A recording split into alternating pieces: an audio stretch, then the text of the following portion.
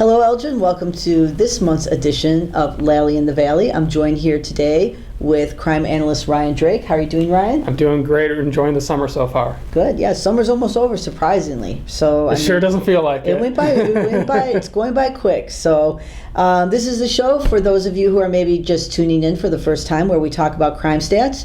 We talk about the trends that our community is seeing, and also keep everyone informed on what we're hopefully where we're going to end for the end of the year in terms of crime stats. So I want to just start out by going over our Group A offenses, and Group A offenses are the most serious offenses.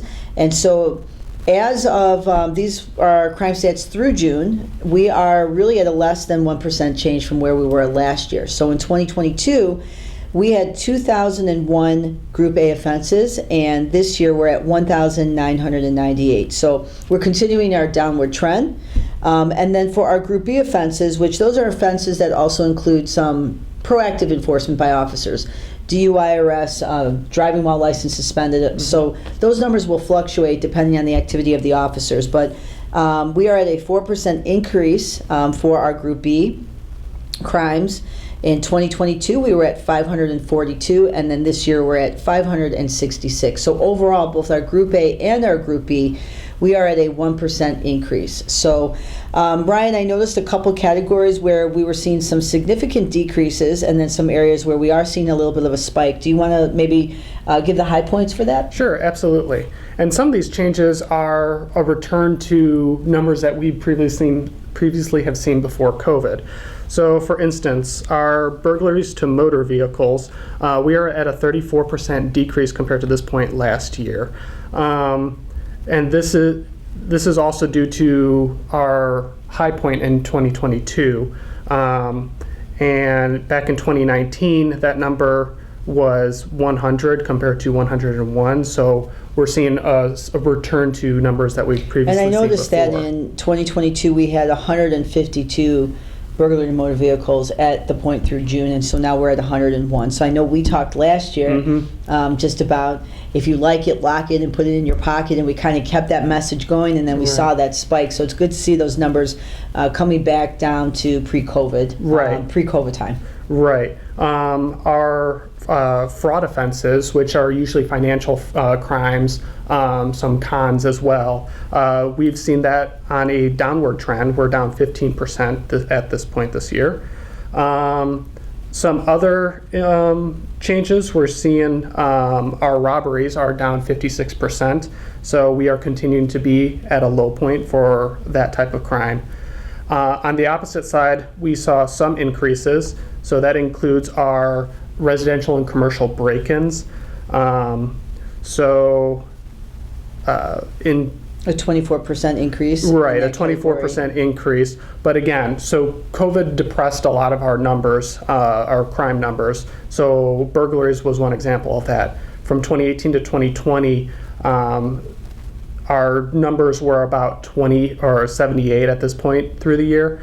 So, and that's where we are now. So again, returning back to those levels. And shoplifting is another one that we're seeing some increase. Our thefts are up 21% this year.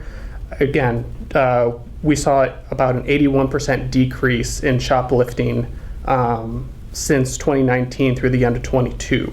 So that has been rebounding. So we're starting to see an increase in that category. And then again, just for the sake of the community, obviously during COVID, there were a lot of things that were affecting crime. So if the stores are not open because of the stay-at-home order, then there's not an opportunity for shoplifting. And if people are at their home, there's not an opportunity as much for residential burglary. So, as we move through the past COVID and kind of just getting back to normal, you'll see some of these numbers. We're still on a downward trend, but we are noticing those areas where in maybe 2019, it's a better comparison. Right. So, and overall, we're seeing a slow decrease every year, about a 1 to 2% decrease overall. So, still a downward trend despite some fluctuations within the Group A crimes.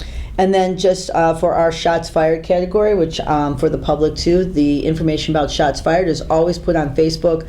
Our shots fired category encompasses anytime a building is struck, a residence is struck, or if a person is struck. Also, if we show up to the call and we find evidence that there is a shots fired or firearm incident. So year to date, where are we at with that? We're at 31 incidents. And then last year we were at 31 incidents. So we'll continue to push that information out to the public. You can find all of that information on our transparency site, along with crime stats, and also on our transparency site, information on if arrests were made, if cases are still ongoing, or if the case has been closed.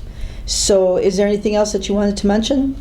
I don't think so. I think that covers a lot of the major topics. All right. Well, thank you, Ryan, once again for your crime stats. And usually after the show, Sergeant Hector Gutierrez provides this information in Spanish.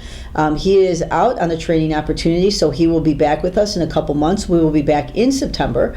So, Elgin, I hope you enjoy the rest of your summer. Make sure that you stay safe, you stay engaged, and you stay connected. Take care, Elgin.